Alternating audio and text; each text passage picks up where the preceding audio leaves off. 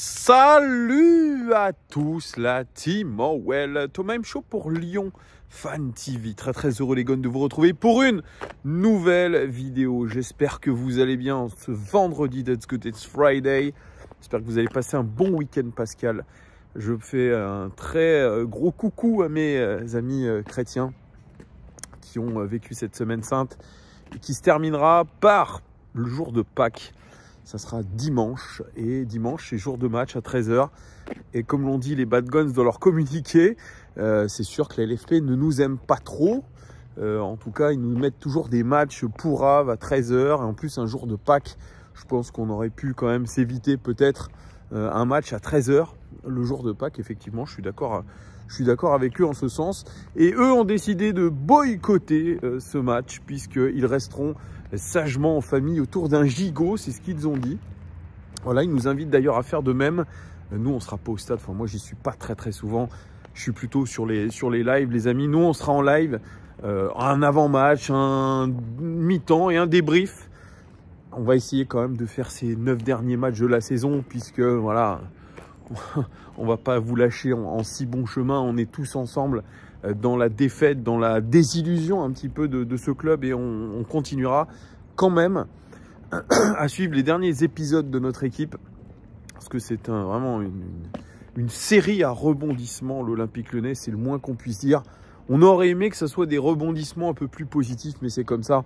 On va traverser la crise tous ensemble, les amis. On va se serrer les coudes et essayer de vivre les choses le mieux possible. C'est un petit peu aussi le discours de Laurent Blanc et de Corentin Tolisso en conférence de presse. J'en reparlerai peut-être un tout petit peu après. N'hésitez pas les amis à vous abonner. C'est très important pour ceux qui ne sont pas abonnés. Mettez un pouce aussi et un petit commentaire. Alors il y a un édito d'Antoine qui va arriver demain, normalement samedi, je vais le poster, qui est très intéressant sur l'avenir à moyen et à court terme, notamment de Jean-Michel Aulas. Restez connectés parce que ça en vaut le détour. Moi, je vous fais une vidéo assez rapide parce qu'aujourd'hui, il y a eu un article dans l'équipe. L'équipe, vous le savez, c'est l'organe de communication et de presse préféré de Jean-Michel Aulas et de maintenant John Textor et de ses amis, ou en tout cas toute la garde rapprochée de John Textor, puisque Hugo Guillemet signe cet article concernant de gros changements qui vont arriver prochainement à l'Olympique Lyonnais. John Textor, qui est absent des débats actuellement, on ne l'a pas vu depuis longtemps, non seulement à Lyon, mais dans les médias pour parler de l'Olympique Lyonnais, eh bien, suit de près la situation avec sa garde rapprochée, et ils sont en train de vouloir faire du gros changement, notamment depuis la défaite et l'élimination en Coupe de France. Alors Hugo Guillemet, il sort quand même des infos très intéressantes. Alors Hugo Guillemet, c'est quelqu'un de très bien informé, comme vous pouvez le voir, parce que c'est l'oreille un petit peu attentive.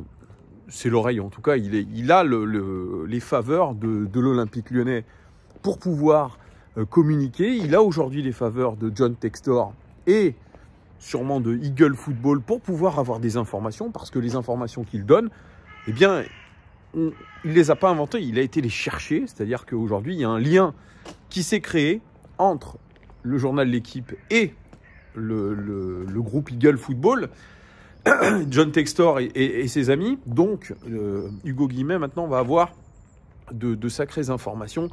Et oui, il y en a qui sont toujours là où il faut, il y en a qui ont de la chance, puisque ils ont des informations, ils sont bien informés. Et tant mieux pour lui, hein. C'était déjà le cas de Bilal Ghazi. Bilal Ghazi, les amis, qui lui aussi avait une porte privilégiée ouverte à l'Olympique Lyonnais.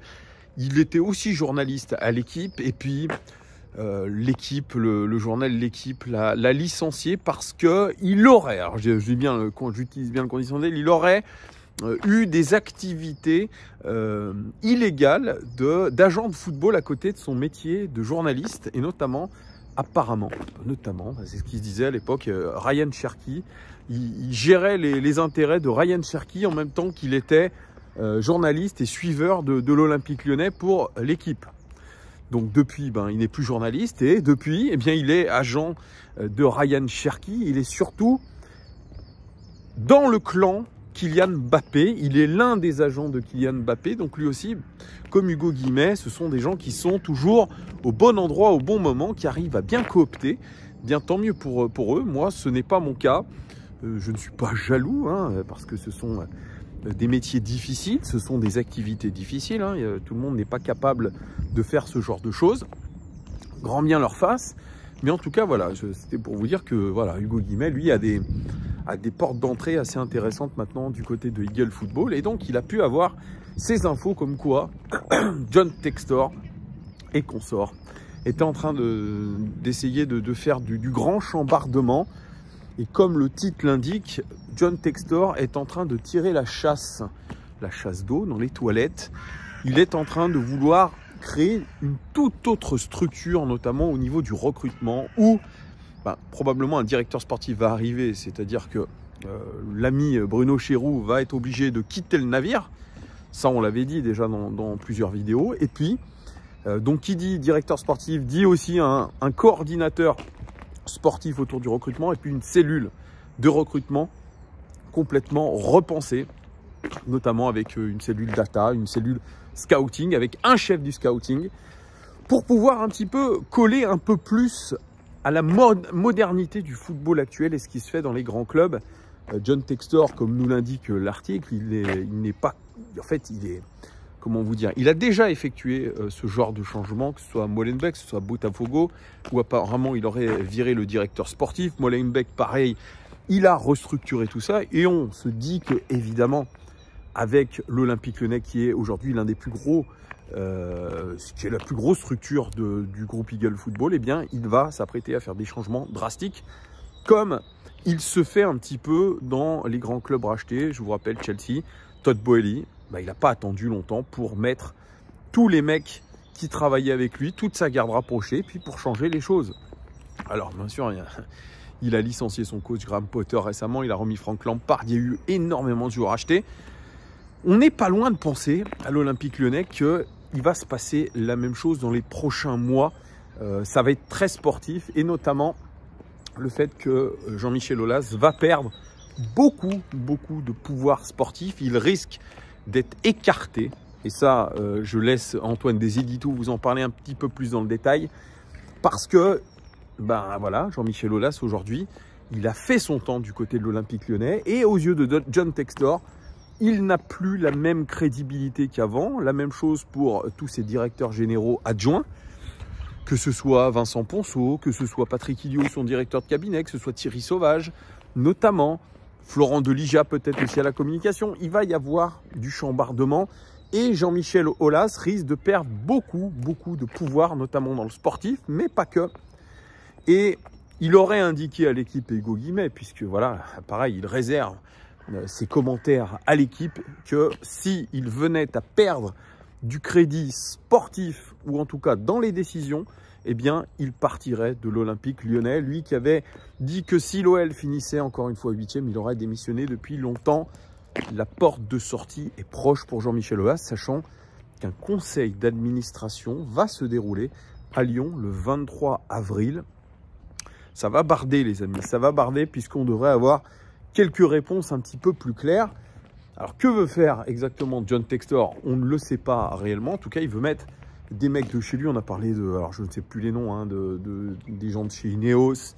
Mais voilà, ce sont plutôt des anglophones qui risquent de débarquer à l'Olympique Lyonnais. Ce club qui nous disait il y a 2 intersaisons par la voix de Vincent Ponceau que à l'OL, c'était pas top d'avoir un entraîneur qui ne parlait pas français, parce que la plupart des gens du club ne parlent pas anglais. Eh bien, si, il va falloir se forcer à parler anglais. Ça aussi, quand on a vu le niveau catastrophique de Jean-Michel Aulas en anglais, je ne sais pas si vous aviez vu cette vidéo où il est en train d'expliquer la compo d'équipe à John Textor. Le mec ne maîtrise pas un mot, c'est même pas le niveau CP. On se demande comment le mec a réussi à faire des tractations avec des Américains, même à vendre son club à des Américains. Il doit avoir des personnes autour de lui qui s'occupent de tout ça, parce que c'est vraiment une bille. En tout cas, voilà, Jean-Michel Aulas va perdre du crédit.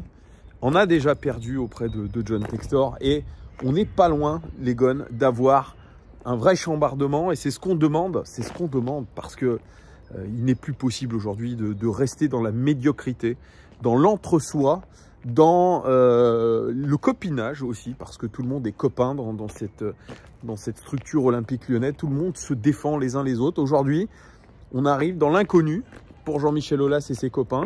Et puis pour nous aussi, supporters. Mais cet inconnu est positif parce que ces dernières années, nous n'avons pas connu de choses extrêmement positives.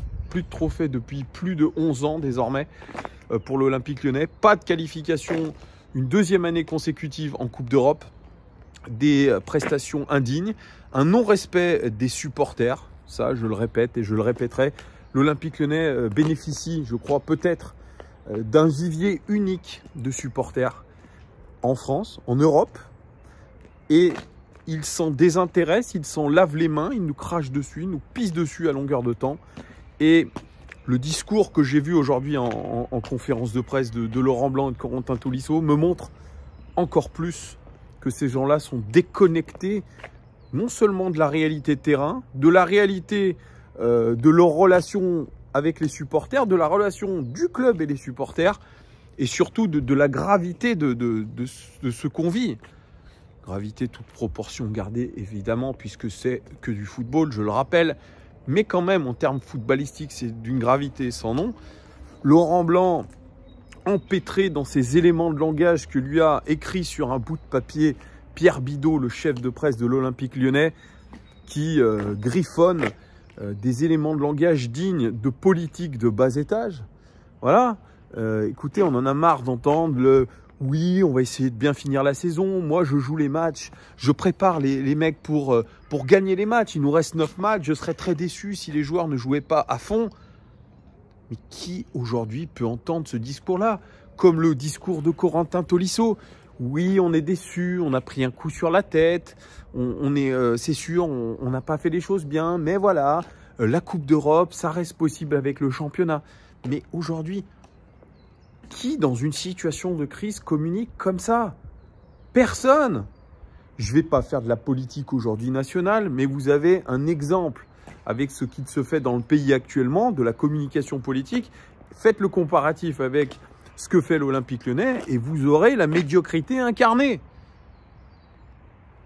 Et je ne vous parle même pas du niveau de médiocrité des journalistes présents dans la salle.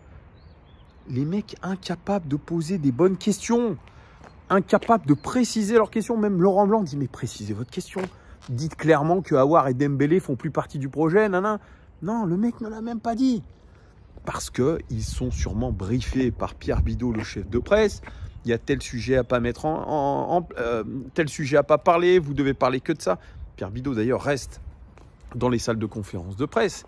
Et d'ailleurs, si vous suivez les conférences de presse, vous voyez qu'à chaque fois, elles ont une demi-heure de retard. Pourquoi ?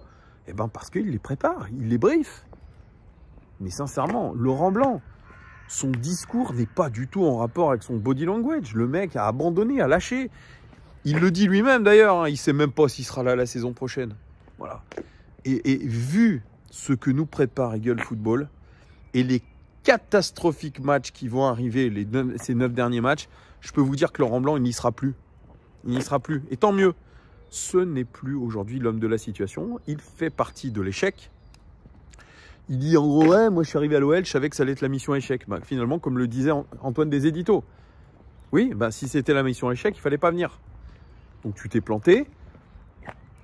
Jean-Michel Aulas s'est gravement planté. Il est resté dans ce football des années 2000 en pensant que recruter un entraîneur des années 2000 allait nous faire gagner des choses. Eh bien, il s'est trompé. Aujourd'hui, à l'OL, il y a beaucoup de choses à changer. Il faut moderniser les process. Et je compte réellement sur John Textor et sa garde rapprochée pour pouvoir changer les choses en profondeur. En tout cas, c'est le début d'une série, encore une fois. Je compare ça à des séries Netflix. Mais on va avoir, je pense, de quoi, les amis, faire beaucoup de vidéos et de contenu parce qu'il va y avoir des changements de taille et ce n'est que le début. Voilà, dites-moi vous en commentaire les gars ce que vous avez pensé un petit peu de cet article et du fait que probablement John Textor va tirer la chasse du toilette de l'Olympique lyonnais. Dites-moi tout en commentaire. Merci en tout cas de votre fidélité et je vous dis à très bientôt. Bon début de week-end Pascal. Ciao.